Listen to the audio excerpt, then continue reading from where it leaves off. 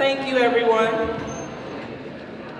So on our panel today, we have joining us Dr. Williams, who's the founding director of the Center for Strategic Entrepreneurship with Coppin State University's College of Business. We also have Dr. Thorne, assistant professor in the School of Social Work. We have Dr. Johnny Rice, who serves as the department chair and associate professor of criminal justice in the College of Behavioral Sciences at Coppin State University in Baltimore.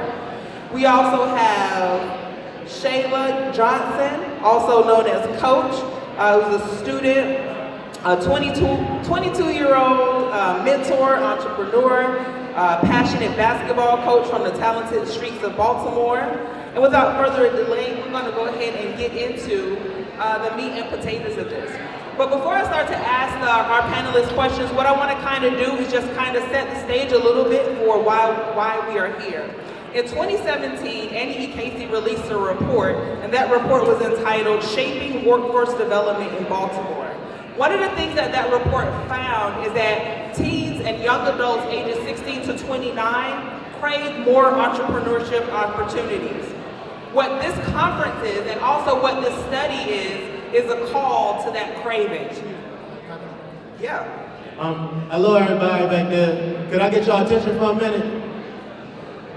So y'all, I know that y'all networking and stuff like that, but I actually just wanted to take a few minutes to actually like divert everyone's attention to the panel that's going on right now currently. So if we can get y'all to lower y'all voices and to divert y'all focus up front, that would be great. Thank you. Thank you so much. What's your name? Lamar. Thank you so much, Lamar. Social work major? Okay, it would be a social worker. So I'm going to go ahead and get started first with you, Dr. Williams. Can you tell us, since the formal kickoff, the formal research kickoff last year, what have you been doing? What have you been looking into? What are some of the questions that this study aims to answer? And where are we now? Okay, thank you, Rasheen. And I want to thank Annie Casey Foundation for the opportunity, because the study is absolutely essential. There are a lot of resources that are being poured in right now into entrepreneurship and programs around entrepreneurship training, but the analysis of that work has not been done.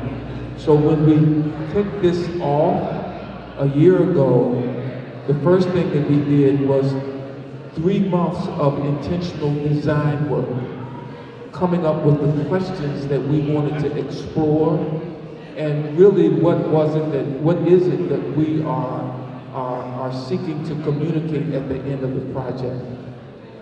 Every study that we do it in a transdisciplinary way. So we have researchers from the arts, from social work, from criminal justice, from the School of Business, because that brings in another level of innovation in the research that you don't always get when you're coming from a singular discipline.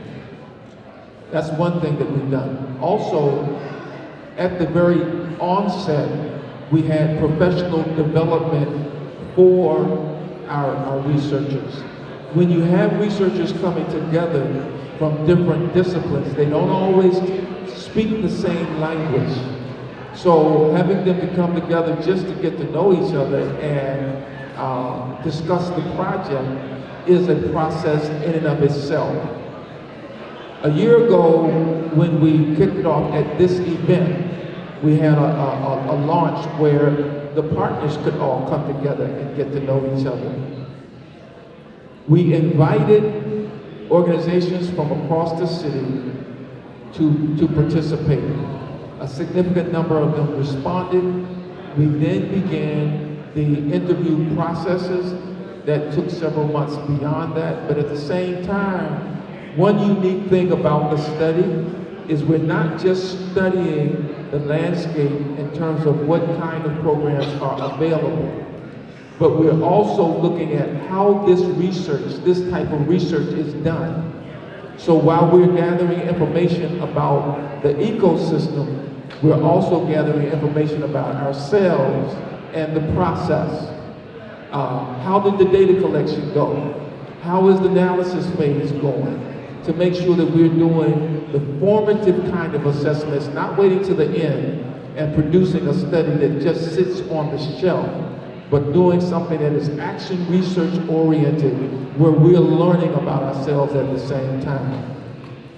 We believe that when we release this study on July 1, it's going to add a lot of value to the ecosystem for that reason. One, because this kind of landscape analysis has not been done before, so it will be valuable information. If you can imagine being a funder, now you at least have a snapshot of what's happening and what the return is on that. So we've asked questions about what programs exist, what models are they using, how do they assess themselves, are they using trauma-informed approaches in their teaching? Because the reality is we've all been traumatized by something. Unless we take that kind of emotional reality into account as we put up learning opportunities, we're not going to be able to connect in the same way. Also, are the programs following the entrepreneurs beyond that one training experience? You may have an encounter with a young person that lasts for a summer, or just maybe an after-school program, but are you following that person 2 years, 3 years, 4 years, 5 years down the road? So that's what we have been doing. Right now, we are shaping the mountains of data that we have to put it into a coherent report so that it will be of value to the ecosystem. That's quite a bit of work. That's a tall order and a lot of questions to answer. As you are shaping the data and putting it into different sections, Dr. Thorne, can you speak on what are some of the themes that you're finding in the questions that you're answering? What are some of the things that are coming up in the research? Thank you so much, Dr. Can you all hear me? Good afternoon. Wonderful, wonderful. So we had basically 6 research questions, and I'm going to share with you what those research questions are and what are the emergent themes and subcodes as we identified in our code book. We looked at structure of the organization and structure of the program, effectiveness, challenges that organizations are facing, trauma-informed care, financial resources that are developed for youth, as well as Dr. Williams said, supporting youth beyond their launch. In terms of organizational structure, one of the things, features that is so important that was universally shared is the importance of partnerships, networks, and organizational structure. Upon reading the 35 interviews, one of the things that's so incredibly apparent is that there is a very complex system that is interdependent, that has networks, that's focusing on the public sector and the private sector working together to meet the holistic needs of youth. Developing youth as entrepreneurs is not just about entrepreneurial skills and teaching entrepreneurial skills. Everybody talked about the importance of working together to ensure that all programs are sustainable, that they are effective, and that they are innovative. These partnerships include partnerships with universities, with cultural institutions, with potential employers, with entrepreneurs who act as mentors and as shadows, and manufacturing facilities. There are even organizations that support nonprofits in strategic planning and organizational development and organizational effectiveness. Partnerships are vital. Partnerships occur through mentorship networks and advisory networks. Law partnerships have been created to support youth entrepreneurs with setting up their businesses correctly. What are the legal forms of ownership? What about micro-lending programs? The advantages and disadvantages of ownership, the different types of ownership, the meaning of a sole proprietorship. Getting young people to have an entrepreneurial mindset at a young age. When you begin to develop that mindset when you're in your developmental period as adolescents, even if you don't create or build a business at 19, that kind of knowledge is internalized for future opportunities. There's even, in many nonprofit sectors, executive directors compete. In the entrepreneurial network, executive directors collaborate and cooperate because they do realize that in order to survive, they need each other. And they do very interesting things like share space, and share funding, and share resources in their programs. So if one organization is focusing on entrepreneurial skill development, there is another organization that may come in and provide the clinical services that are so essential. Some of the program approaches, I'm a social worker, so we always start with rapport and assessment. In the organizations that we interview, the organizations start their first encounter with young people through either asset mapping, intake assessments, developing a personalized development plan with goals and activities, and while the young people are identifying their own career and entrepreneurial path. That's really the essence of empowerment. Young people are identifying what they want and knowing who they are. I'm going to give you some quotes from some of the data that we have. We take young people through a 6-week module. They learn how to assess family, their group of friends, and directly assess their community needs. We teach them how to do empathy interviews, peer-to-peer interviews, how to have courageous conversations once they start about themselves. They do their own SWOT analysis, strengths, opportunities, strengths, weaknesses, opportunities, and threats. They look at where they are currently, and then they're engaged in terms of their identity formation to move forward. And they learn how to identify their neighborhood, their schools, and their families. Because if you're going to move forward, you have to know who you are. And then there are some organizations that have a more formalized initial process. We talk about interests, goals, what they want to achieve, even before they start the program. They set SMART goals for themselves, and they meet weekly with a counselor and a case manager to chart their progress. The second theme I have are program components. And the program components include, and I think what's really very interesting is that in this entrepreneurial network, workforce development is intertwined with entrepreneurial skill development. So, and that includes planning for higher education, as well as family engagement in the entrepreneur and workforce development. Programs focus on 21st century skills, which include critical thinking, creativity, collaboration, communication, information literacy, media literacy, technology, flexibility, leadership, initiative, and productivity. An example, we use marketable art to teach job readiness, creativity, entrepreneurial skills. We focus on art. You have the opportunity to work in our store, which is a social enterprise. We have multiple programs going on. We have an after-school program, a year-round program, an apprenticeship program. The out-of-school time program for older youth focuses on apprenticeships.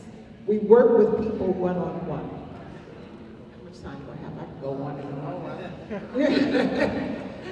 Okay, in terms of the curriculum, there's an informal curriculum and a formal curriculum.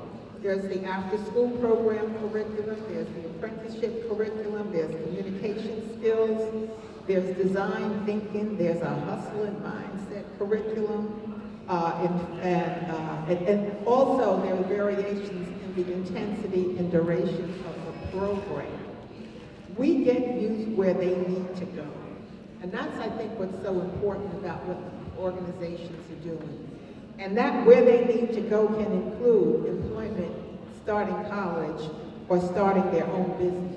It can include summer camp, mentoring, learning soft business skills, and professionalism.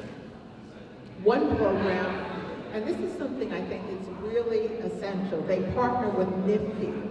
NIFTY has a whole curriculum that they use.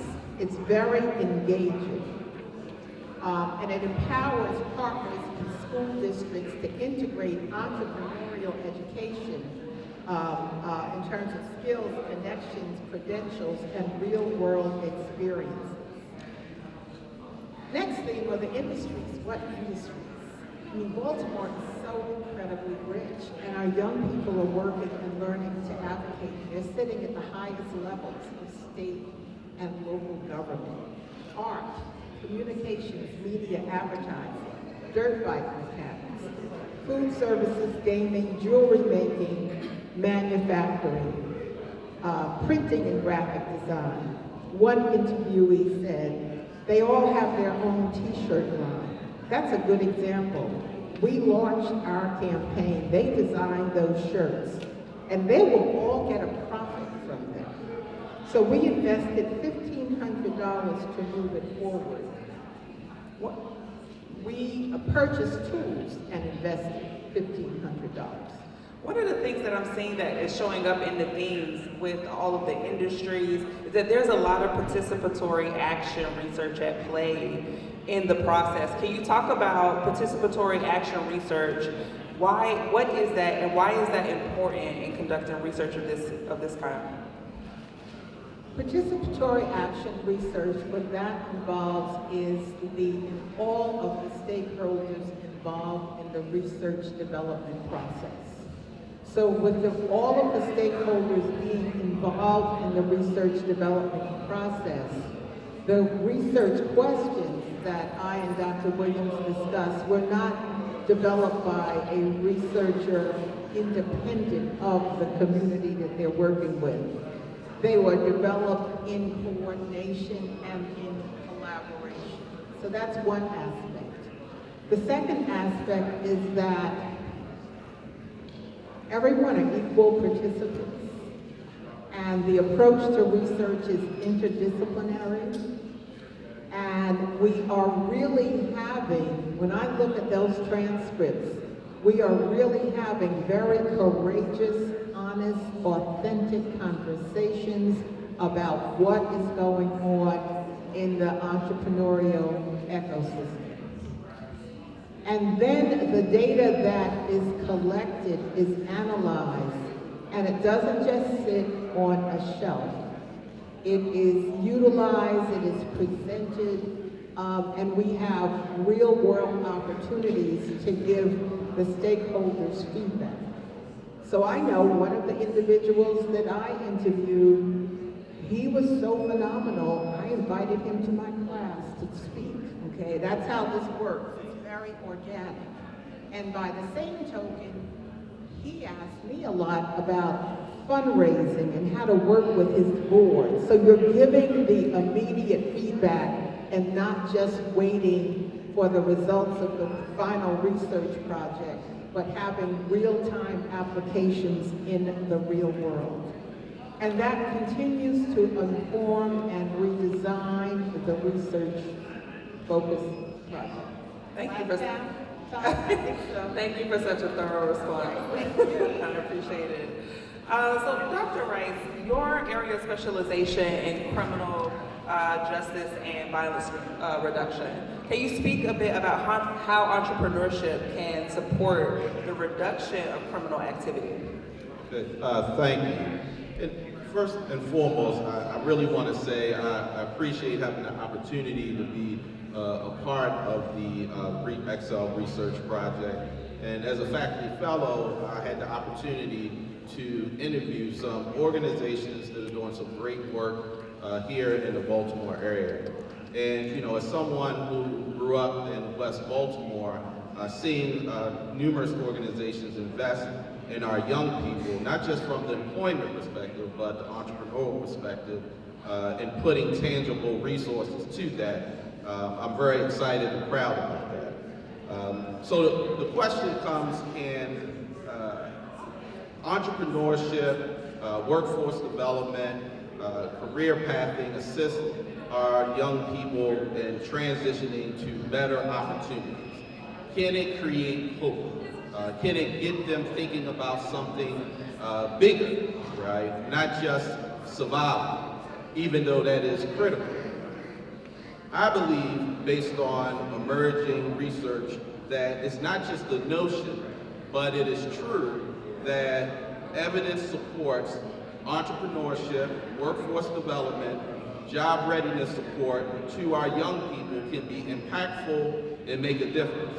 And I'm not just saying that from a broad perspective, but I'm saying that from a local perspective of someone who's worked with organizations focused on this area locally, but also from the stories and the lived experiences of the young people and those executive directors, those founders who have advanced those organizations forward.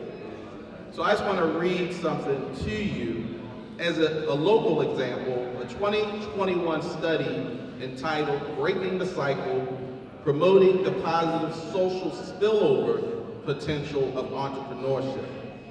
And it's insightful because McDaniels and others found that local entities such as Innovation Works, which is an incubator, educates mentors and funds entrepreneurs, and they suggested through their findings that entrepreneurship can have a positive spillover effect. So what's the attributes of that positive spillover effect?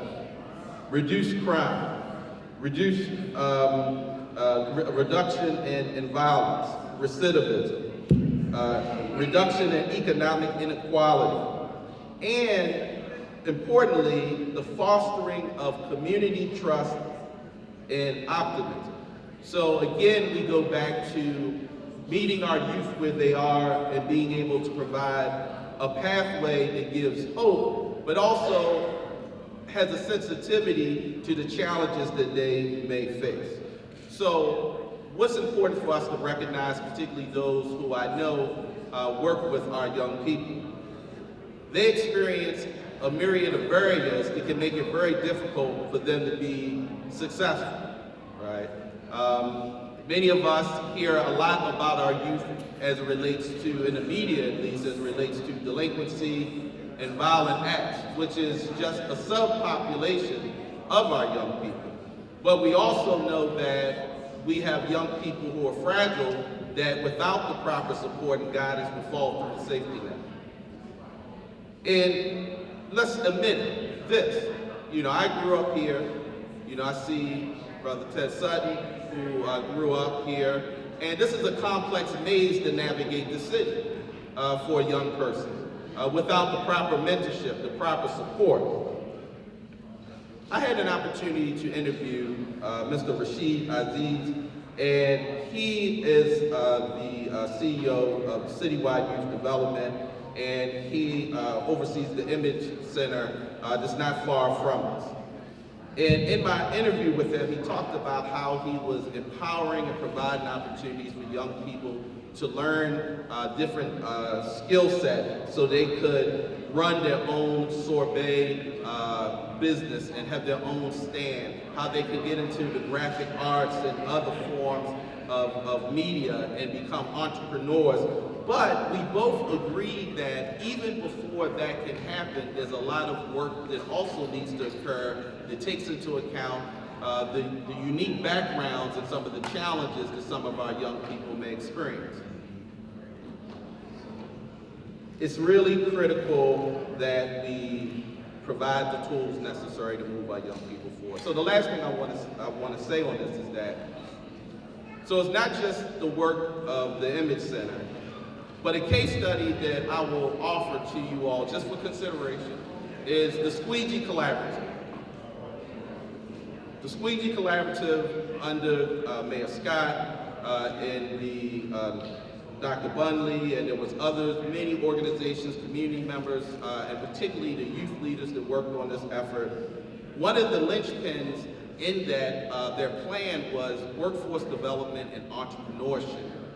And so it wasn't just about trying to get young people off the corner, but it was about providing counseling service, mental health services, providing credible messengers to serve as their mentors to help them to make a transition from the corners or the streets where they were using their skill set as entrepreneurs to get them to be in a safer environment, provide additional educational entrepreneurial training so they could scale up the ideas that they have.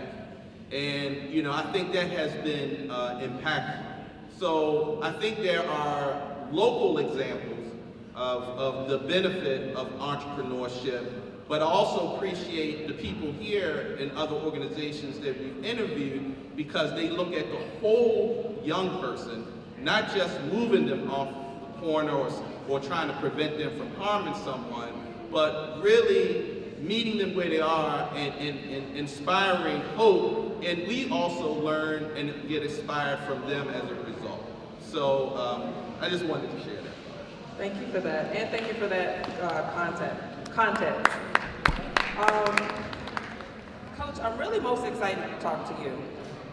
As a youth, as an entrepreneur who is 22 years old, who's also a mentor, I want you to tell us about yourself as a youth entrepreneur. I know you're also connected to Heartbeats. What I want you to share in addition to telling us about yourself is, could you tell us what is it important for us to know and understand about youth entrepreneurship? What do we need to make sure that we get and capture? Yeah, so we'll start off first. My name is Shalal Johnson, the coach. But shout out to, you know, the person right here that's sitting in the front row, Johnny Hollifield and Heart Smiles. Without Johnny Hollifield and Heart Smiles, I wouldn't be sitting here with Ryan today. So when you talk about entrepreneurship, we talk about Heart Smiles. When you talk about Heart Smiles, you talk about youth in Baltimore City. What I mean by youth in Baltimore City, I mean, you know, people like me and, you know, Sydney and T-Bands and people that was just here to collaborate with them to the program, to the project. But being surrounded by a lot of youth that has the same vision, the same passion that you had, you know, and also to collaborate with you said as well, but, you know, make sure that we have those organizations, make sure that we have the right people so we won't fall through those safety nets. Ms. Johnny was my right person. Heart Smiles was my right place. You know, I had a vision, I had a plan, but I never had the platform to put it on. So I never had, you know, the idea of how to put it bigger and how somebody can help me. Mind you, I was 16 years old when I started my business. I was 16 years old at First Douglas High School across the street. Going to First Douglas High School, just a sophomore, you know, coming out of youth work, got his little summer job, you know, so get some coins here and there. But I met Miss Joni one day and, you know, she changed my life for the better. And, you know, she gave me the platform, she gave me an organization to where as though, you know, I can step into my place and step into my purpose, who I am. And also, not only did she do that, but surround me with other youth that actually, you know, have the same mindset as me as well. So, you know, just working with the people they're working with the mentors that I had as well. So my mentor is Ms. Morgan Prelo, who also works in Heart Smiles as well. And just working with like mentors like that who actually, you know, be real. And by saying by be real, you know, also, you know, someone who can, you know, be professional with you, can tell you what to do as far as a professional standpoint, but somebody that can actually, you know, give you real life advice. Like simple things as driving a car, or simple things as, you know, being time management, how to get to somewhere on time, you know, what bus you gotta catch, you know, it's the small things that we needed from the people that we actually didn't have in the beginning. So, you know, like you said, falling through that safety net. You know, it was more of finding that right person. Because in Baltimore, we have a lot of youth that have a lot of talent, and it's a lot of it is overlooked because we don't have the people that actually help them out and give them the platform that we do have. So, you know, us as, you know, being 16, 17, and then growing up to now when we're 21, 22 in college, you know, some social workers, some therapists, coaches, you know, at a young age, I wanted to let people know that at my age that it's never too young to start. And, you know, just by having that organization, by Heart Smiles, it helps me out a lot. And by being a youth entrepreneur, just by having that taste of success, having that taste of wanting to do something better for your family, having that taste to want to break generational curses and want to create generational wealth for you and also for the family that you want to be, also for the family that you want to have after you. So being able to have that and learn different areas of, you know, success and entrepreneurship, because you know entrepreneurship is hard. I'm not going to sit up here and say that it's the easiest thing. I'm not going to sit up here and say that you know we're going to sit up, me and Ms. Joni and the rest of us just wake up every morning and we got success in our back pocket. It's not. You know, it's definitely where there's times where you're going to have struggles, where you're going to fall. There's definitely times where you're going to have setbacks where you know it's going to be some things where you can't get where you need to, but you know putting in that work, putting in that effort. One thing Ms. Joni always taught me is, you know, when you're blessed, it's mandatory to bless others. So by having this opportunity that I have now, just being able to sit on a panel with, you know, three distinguished people that I know, but also bringing volunteers in. So by having Dr. Willis to give me the volunteer coordinator position, they actually give me opportunities to actually have other people behind me, other mentees that I mentor as well, but also get them into the picture and create opportunities for them as well. So being able to create opportunities behind, open doors behind me that I didn't have to when I was younger, it helps out a lot for me, because I always wanted somebody to give me that platform. I always wanted somebody to, you know, not overlook me, but actually look for me. And what you said, not look at that person, but look at the full body of it. So not look at, oh, this person right here, he's a drug dealer, he stands on the side of the corner, or, you know, this person never come on to anything. Because we had people, we had teachers, and we had, you know, people in our family that tells us, like, you're never going to amount to anything. Or, you know, you just want to always be on the corner, or you always want to do that and third. But having people like Ms. Joni, having people like Ms. Tracy, and people like Ms. Ryan, who actually pours into you, who actually wants to see you do better and succeed in life as being a youth, but not even also into entrepreneurship part as well, by just being a youth, because we have some youth that don't even want to be entrepreneurs, but want to be a better person for themselves. So to be able to be that better leader, and also being able to step into that place of success, but not knowing that it's not going to happen overnight. You know, success is not earned, it's given. So you got to be, you know, success is not given, it's earned. I had to get that correct. It's not given, it's earned. So being able to, you know, have that fight back to where, you know, in Baltimore City, you're prone to have that, what can I say, have that, not say protocol, but that stereotype. Oh, you're going to be in Baltimore, Maryland, 18, 21, you're going to be dead or in jail. You know, and that's not what we want for our youth. We want for our youth to be, by the time you turn 18 and 21, you're in college, and we have a savings account with, you know, thousands of dollars, and we have an entrepreneurship business, or, you know, like I have friends right now that sit in the back, like Sydney's right there, got her own business, and she's in mortgage, this is her first year. So, like, having people like that to surround yourself with, it brings out a lot, it brings out the person I am today. So, again, definitely shout out to Ms. Joni, because without Ms. Joni, I wouldn't be sitting here right now, but I would say Heart Smiles is the reason that, you know, I'm here. Heart Smiles is the organization that we should definitely, you know, I would say shine a light on, because when people talk about youth entrepreneurship, or people just talk about youth and when successful, it's Joni Hollifield, it's Heart Smiles. That's the people that gives you the platform and actually what makes you strive to want to be a better person than what you are. So when you talk about youth entrepreneurship with me, I'm going to tell you Heart Smiles all the way, because that's just who I am. So what you're saying is you like Heart Smiles? Oh, I don't like it. I love it. Okay? It's not a like, it's a love. I believe Heart Smiles. Okay? I love that. So, yeah. Can you talk a little bit about your work and how it contributes to the Excel project? Yeah, so another shout out to you for giving the opportunity to be here. But you know, doing my work with being a program coordinator with Heart Smiles and also being a youth mentor, just to help me out with doing the research and also wanting to get into dive deeper into the businesses that also get back to you. So you know, we had a couple of times we did like some transcripts, weekly transcripts, and you know, it's just we want to know what businesses is for the youth and how are you for the youth. And because a lot of businesses say, oh yeah, we for the youth and we want the youth to do this and we want the youth to do that, but what is the purpose for it? What is your mission? What is your values? If you don't have any missions and values that surrounds the youth, that doesn't really give the youth an actual table to sit there and talk to. So like with Ms. Joni, she always brings her youth to the table to talk to you. She got a conference, she's gonna bring a young person to talk to you, because it's always, the rule is, not even the rule, but the image is, if you can't talk about youth without a young person at the table. So you cannot say, oh, well, the youth want this, and the youth want this, and the youth want this, and you got 10 people that all in their 40s that want to talk about how the youth want. You can't do that. So just being able to be in positions, like certain positions that I've been allowed to. So like graduating from Douglas and also owning my own business while I was in Douglas, that helped me out a lot. And be able to know that I'm for the youth and I want to be for the youth, and also create opportunities for the youth.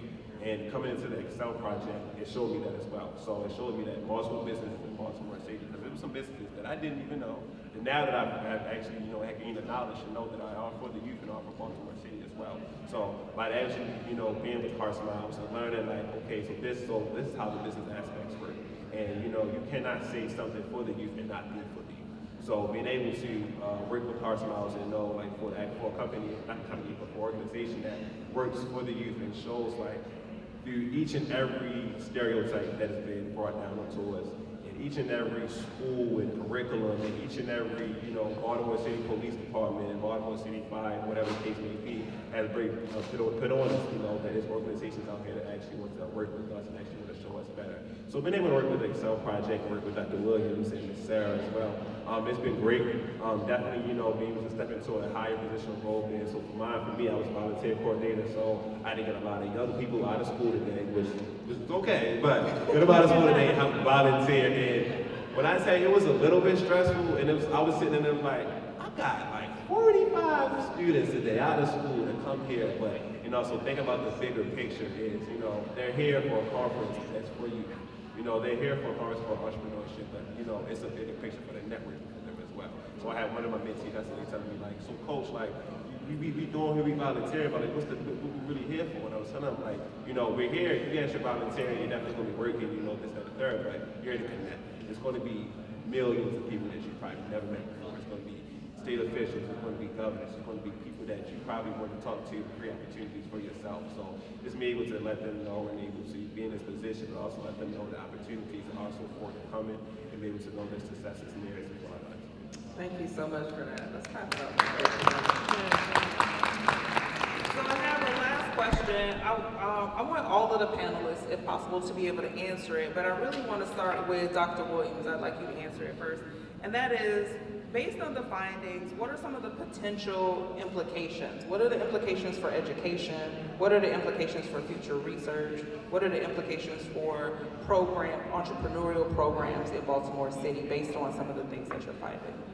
And I'll be really brief, but I think we have really just witnessed an illustration of the answer to your question. Shala gave us, when he talked about the significance of being involved in the study, what he's getting out of it, because here it is, it's relationship building. You have to be able to connect with the young person. It's one thing to invite 45 young people here to just be extra hands. But what's going to make the difference is having that conversation. He's a youth mentor. That means that they're, in the educational theory language, that has social emotional value because they can be what they can see. And he's having a conversation with them that says to them, you care about me. That's the missing piece. When we talk about community building, when we talk about learning, we all remember our favorite teacher. Why? Because of the relationship. One aha moment in the whole study was when we came together for one of our in-person gatherings, because we met weekly online. But when we came together and I said, we've been doing this for 10 weeks. They said, what? Literally. It was like, it's been 10 weeks? No, like 2, like 2 or 3, like, yeah. Now, what's the old adage? Time flies when you're having fun. So if we put that ingredient back into the learning process, that's the community I grew up in. If you're an elder, and I'm embracing my eldership, if you're an elder, you remember that connection. You remember Miss So-and-so, you remember Mr. So-and-so, they could call your mama, they could call your daddy, everybody was your parent. That's what we're missing. So if we create spaces where we can recreate that connection, we will supercharge the possibilities for the young people. It's not rocket science, it's old school establishing a learning climate where they can grab what they need and be connected. Thank you for answering that. Dr. Thorne? What are based on some of your findings, what are the implications for education, for research, for policy, for programming? Thank you. One thing that I became very aware of in having the conversations and looking at the data is that the organizations that are providing entrepreneurship, they need technical support. Many of the executive directors are directly involved with direct services, and there needs to be more resources within the organization so that the executive director is freed up to do more fundraising and more partnership development. And there needs to be additional funding so that, and Joni's nodding her head, okay? There needs to be additional funding for more staff, more trained, capable staff to work with young people. The programs also, when it comes to evaluation, and evaluation is tied to effectiveness studies, they need to have more support on data collection and evaluation. Because we have people who care and they're really embracing and working with the young people. But the sustainability of the organization is, in many parts, is based on, can the organization demonstrate effectiveness? Can they have process evaluations, but even more specifically, outcome evaluations? From a perspective of policy, I have to say one more thing, is that I think entrepreneurship needs to be a part of every young person's life.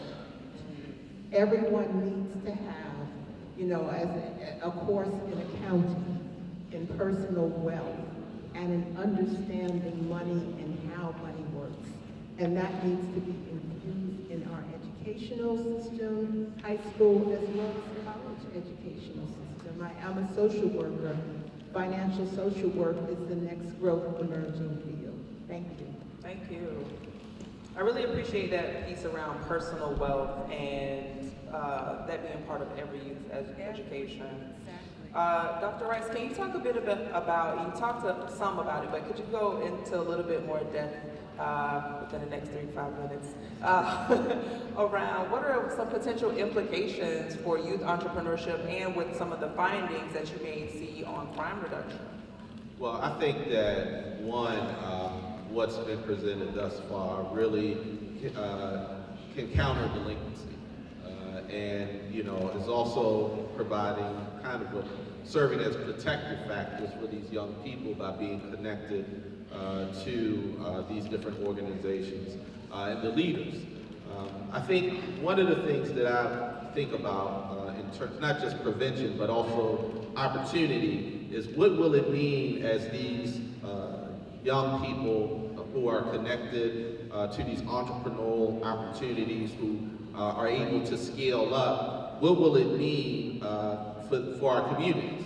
And I think that the implications are it could potentially lead to stronger communities where we see more collective efficacy around those organizations that are anchors in those respective neighborhoods. But I also think one of the things that we will probably be able to consider is that these will be young people who will become elders themselves, but as entrepreneurs, they'll be in a unique position to hire others, and they'll have an embedded commitment to do that based on the pathways that were provided to them. And so if there's a replication of that, I think that we can potentially see not only more youth entrepreneurs who become adult entrepreneurs and have hiring power and be able to bring in other young people, giving them livable wage jobs, giving them opportunities for education and entrepreneurship, and then helping them to launch and to scale up their respective enterprise. With the bottom line being safer, healthier communities as a result. So I think there's a long-term vision in terms of potentially what this current research can mean as well. Thank you for that. I really like that piece around collective efficacy. Coach, what are some of the benefits of this research? How can it help youth entrepreneurs? Well, one of the benefits is opportunities. Having opportunities for the youth. So, you know, creating doors and, you know, creating a step stool for, you know, the youth. One thing I would say is like planting a seed. So everybody knows how to plant a seed. Everybody knows how to garden. Put the seed in the water. Not put the seed in the water. You put the seed in the grass, and you put water on it, and you shape it to Our Smiles was Johnny. She put a little seed, she put me in a little soil, and she helped me grow. And, you know, taking this from here is, you know, with Dr. Williams by just helping us grow, helping us be the person that we are today. So 10, 11 weeks, which I don't feel like, but 10, 11 weeks ago, I'm not the same person I am today. I'm not going to be the same researcher that I was 10, 11 weeks ago. So, and it's a great opportunity for me, you know. So I've been, I've been looking forward towards this conference since you told us about it. Like, and then when I was on the panel, like, it creates not only opportunity, but it creates excitement. It gives us something to drive for. It gives us something to go for. So just letting you know, like, this opportunity that you gave me today by sitting right here is amazing to me, and I appreciate it because it's something that us people like me that don't see a lot. You know, 22 black men from Baltimore City don't see panel in Coppin State University. So just by having this opportunity and be able to give back to the youth and say that, you know, some people would say that for the youth, but actually give back to the youth, it's amazing. And you know, just for me and everyone else that I know, you know, we want to say we thank you and appreciate you. And for the volunteers that we also do have here, for the youth volunteers too, they want us to appreciate you as well. You know, also for getting out of school, but just having the opportunity just to come here and actually be able to connect and meet with some people that, you know, they probably never had the opportunity to meet with as well. So I would say one thing that we get back from here is opportunities and, you know, more commitment to connect networking as well. Can I respond? Oh, please. Yeah. So, again, this is a great illustration because the youth push us. They push us. We've been doing this for a while. I've been here at Coppin 28 years. And if you aren't careful, you can plateau in terms of your energy and whatever. But when you encounter youth who have that drive, you realize, I can't get tired. They push us. When the five hearts beats, the first meeting, I realized I had to step my game up. This was not the usual five. They are going to demand a little more because they are bringing a little more. And when they're bringing a little more, you just can't show up any old kind of way. That's right. So I appreciate them for pushing me and for pushing us. I appreciate you all, Dr. Thorne, Dr. Rice, Coach, Dr. Williams, everyone who stayed for this session, all of the hands that were involved, the 45 youths that were able to volunteer. They're not in school, but they're still getting an education. So thank you, everyone, and please join me in giving a round of applause for our panelists. I'm going to hand it over to you.